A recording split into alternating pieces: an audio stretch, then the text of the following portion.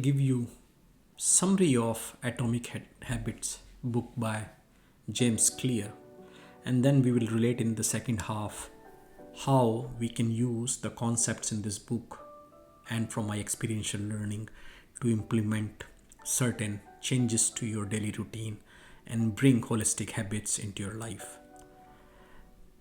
This book, if I summarize in three aspects, discusses a very complex topic of what are habits. And if you go to our first IQ series video, how mind functions, you would be able to relate somehow how conscious mind and subconscious mind operate, and how if we repeat certain things over a period of time in our life, they becomes patterns and those get registered in our subconscious mind.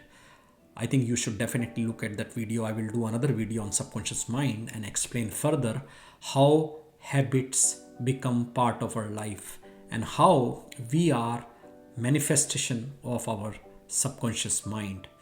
It's like a database which records what we do all our life, and then when we don't use our conscious mind, activities or the behaviors of the past which are recorded in our subconscious mind gets played, like you replaying the same tape. Example, if you wake up in the morning and for so many years you have been picking up your phone, and then you go to restroom with your phone or newspaper, and then you go to brushing your teeth while thinking something, or reading newspaper or looking at mobile, you finish your toothbrush, and then you unconsciously or in a sleepwalk you go to shower, and then you do your breakfast with a newspaper on side or phone on side, and then you go to office, then you do your work, but at the same time you are looking at your mobile, and the whole days goes this way. By the time you come back in the evening, you are again sitting with dinner but looking at your phone or newspaper, all while you are discussing with your kids. You are not paying attention to them at all. You are busy on your work, you are looking at your mobile. So this is the typical life. Even when we go to sleep, it takes hours for us to sleep. Have you ever thought why we keep changing so many positions? Why we don't find the right position in the bed? Why it takes hours sometimes to get the sleep? Because our body is trying to respond to our thoughts.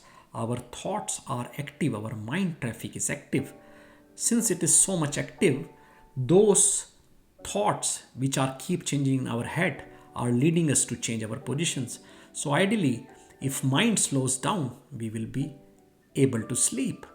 And since our mind is still active, we are unable to sleep. So I think this is another very, very important topic which we will have to do a separate video.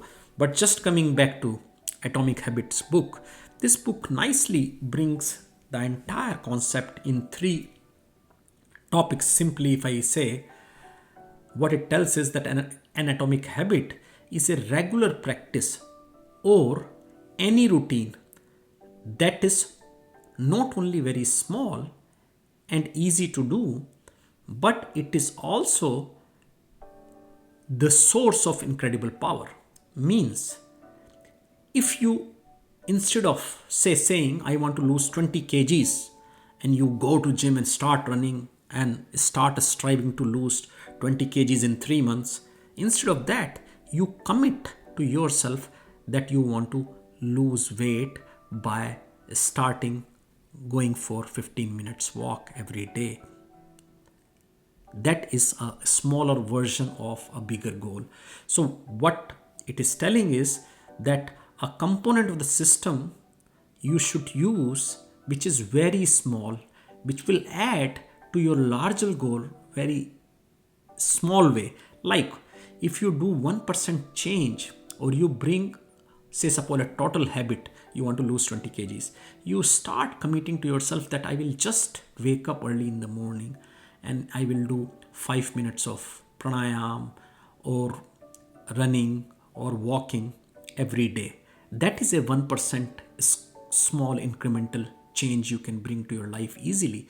So you start from there, and then over a period of time, if I just give you a rough calculation, and this book introduces this very well, that if you make 1% change in your daily routine every day, if you do the compounding formula on this over a period of time, it is about 37% change which you will be able to achieve.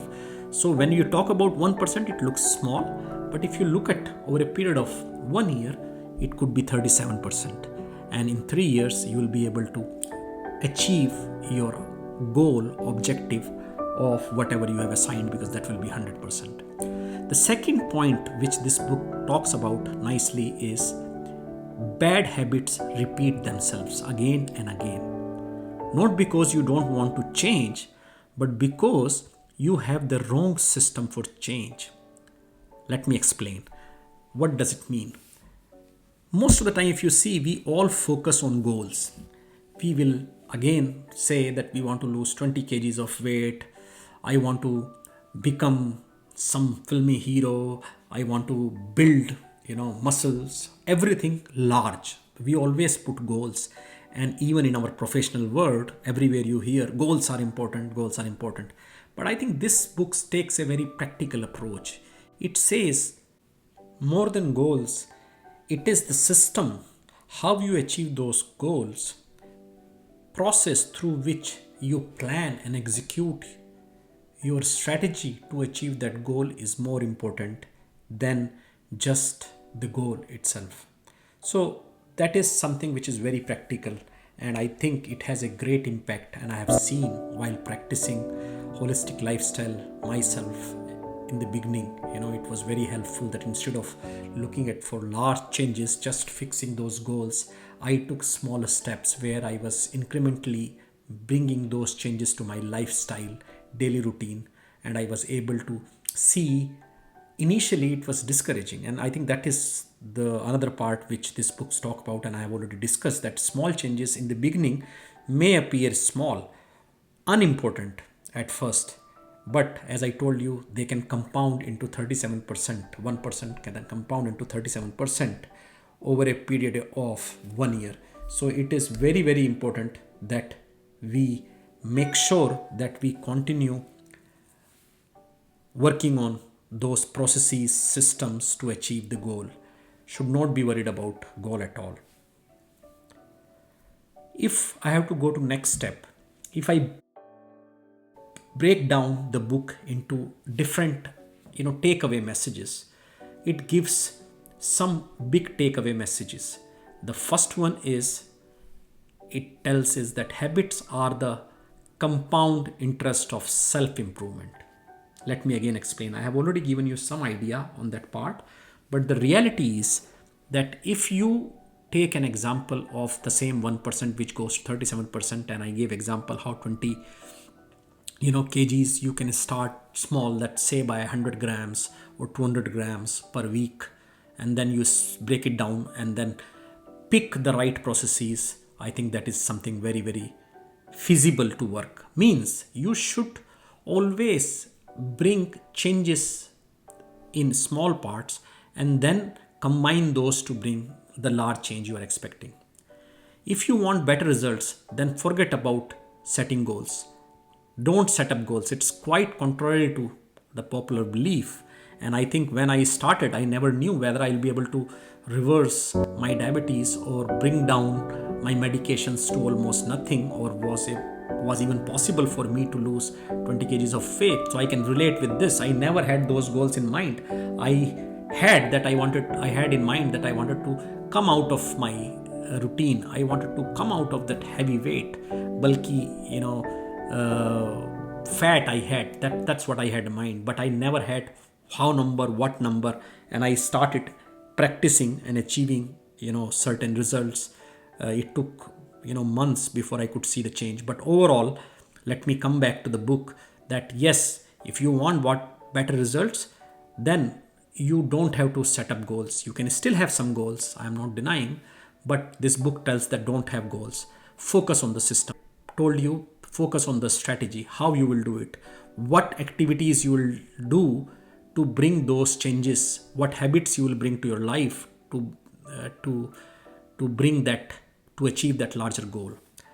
Another point which is also important from this book is the most effective way to change your habits is to focus not on what you want to achieve, but on who you wish to become. This is something which I can identify, is that unless and until you visualize yourself becoming something, you have to create an identity of you which you want to achieve. Suppose you want to become a writer, you like any writer, or you want to become a singer, anything, or a professional, whatever it is, you just identify yourself that is how you want to become. You want to create a mirror image or something you look up to first. So create an identity for yourself, and then you can start bringing the habits which will help you to become that identity. So it is little confusing at the time of, but if you want to become a bodybuilder, that is the identity. Or you want to become a singer, start learning guitar incrementally. Start from YouTube, buy a guitar, spend 5-10 minutes every day looking at initial lessons, beginners lessons from the YouTube, and then slowly you can hire one teacher. So if it's similarly for a bodybuilder, you should start first running, become healthy, waking up early. So you imagine yourself some personality, so that way you could identify with that personality or that image of yours, and then you work towards that image. So identity is very, very important. Fourth, which is the key, is there are different ways this book describes, and there are different laws it has mentioned.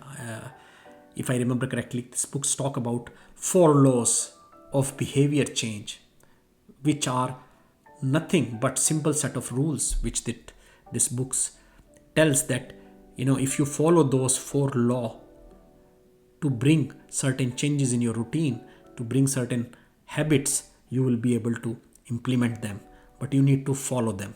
First, make it obvious. First law says make it obvious. Second law says make it attractive. Third law says make it easy. And fourth says make it satisfying.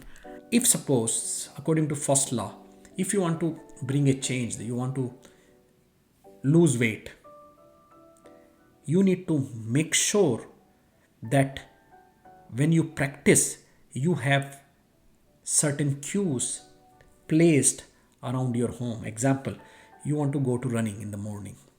Make sure that you prepare night before the morning you want to go for running or walk. How? Bring out your t-shirts, your shorts you want to use for running, bring out shoes, keep it outside of your room, so that in the morning when you wake up, you have already prepared for them. You don't have to think about it. Your brain will be saying, because brain can act in a different ways. It can ask you to lose weight, but at the same time in the morning when you are in sleep, it will pick a behavior from your past. What is the behavior from the past in your subconscious mind? When it's early in the morning, sleep. That is what it is telling.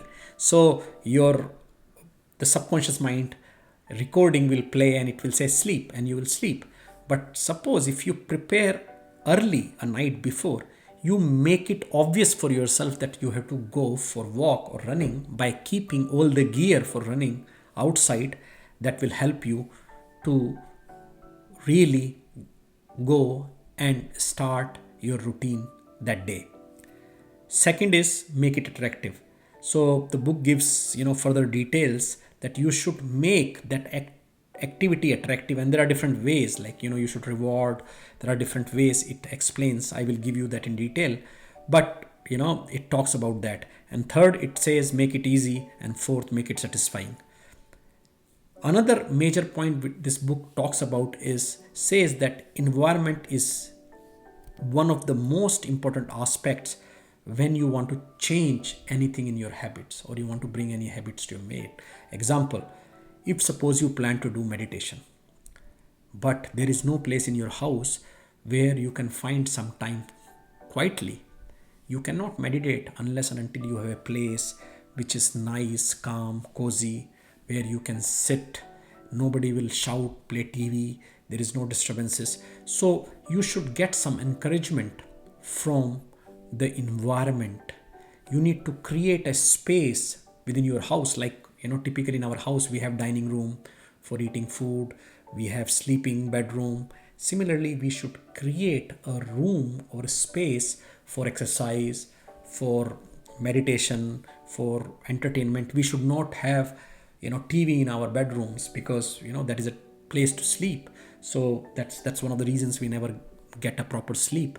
So these are the certain aspects which this book tells that you should create an environment. And I agree, if you try and do meditation, which I tried early days in my life, where kids were playing with the TV, it was very difficult for me to meditate. So, and at one stage I had to in fact give up, because there was no way I could meditate when TV and everybody is trying to speak. So make sure that you create an environment in your house to support the habit, whatever change you are trying to bring. And when I discuss in the next video, what are different habits you need to bring, I will also explain each of these aspects which match with my experiential learning, how you have to implement into bringing those habits, and the clear cut strategy how you will use them to achieve holistic habits. If you like the content, please hit the subscribe button, provide your comments, because your comments are very, very important for us. And if you have any other topic in mind, feel free to put in the comments and we'll try to create videos on that topic. This topic of holistic well-being is very complex, and we have seen through our 4Qs that we have to break it down in smaller pieces so that you understand it better and start practicing in your life. Thank you very much. Namaste. See you in the next video. Bye.